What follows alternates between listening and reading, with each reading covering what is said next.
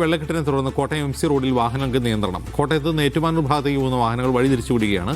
ചുങ്കം medical college റോഡിലൂടെയാണ് വാഹനങ്ങൾ ഏറ്റുമാനൂർ ഭാഗത്തേക്ക് കടത്തിവിടുന്നത്.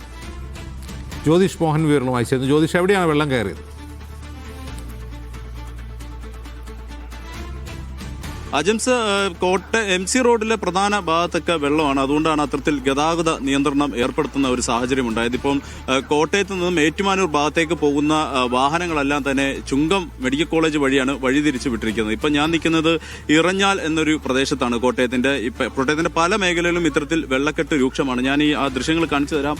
ആ വീടുകളിലൊക്കെ എന്തുമാത്രം വെള്ളം ഇങ്ങനെ കയറി നിൽക്കുകയാണെന്നുള്ളത്. വെള്ളം ഒരു ഇഞ്ച് പോലും താഴത്തേക്ക് ഇറങ്ങുന്നില്ല എന്നാണ് ഈ പ്രദേശവാസികളെല്ലാം തന്നെ പറയുന്നത്. അത്തരത്തിൽ തന്നെ വെള്ളം നിറഞ്ഞു നിൽക്കുകയാണ് ഈ പ്രദേശത്തെ ആകമാനം ഉള്ള വീട്ടിലെല്ലാം തന്നെ.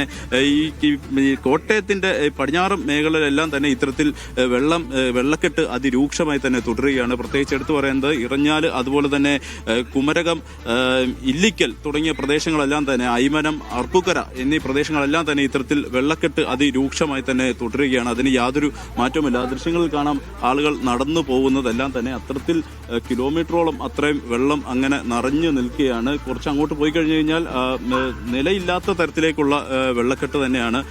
അങ്ങനെയാണ് ആ ഭാഗത്തേക്കുള്ളത്. ആ ഭാഗത്തുള്ള വീടുകളെല്ലാം തന്നെ ഇപ്പോൾ ഒഴിഞ്ഞിരിക്കുകയാണ്. ആളുകളെല്ലാം തന്നെ അവിടുന്ന് മാറ്റി മറ്റ് സ്ഥലങ്ങളിലേക്ക്, അതായത് ക്യാമ്പുകളിലേക്കും അല്ലെങ്കിൽ മറ്റ് സുരക്ഷിത സ്ഥലങ്ങളിലേക്കൊക്കെ ജനങ്ങളെല്ലാം തന്നെ മാറിക്കഴിഞ്ഞിരിക്കുന്നു. അവിടെ നിന്നും ആരും തന്നെ ഇല്ല.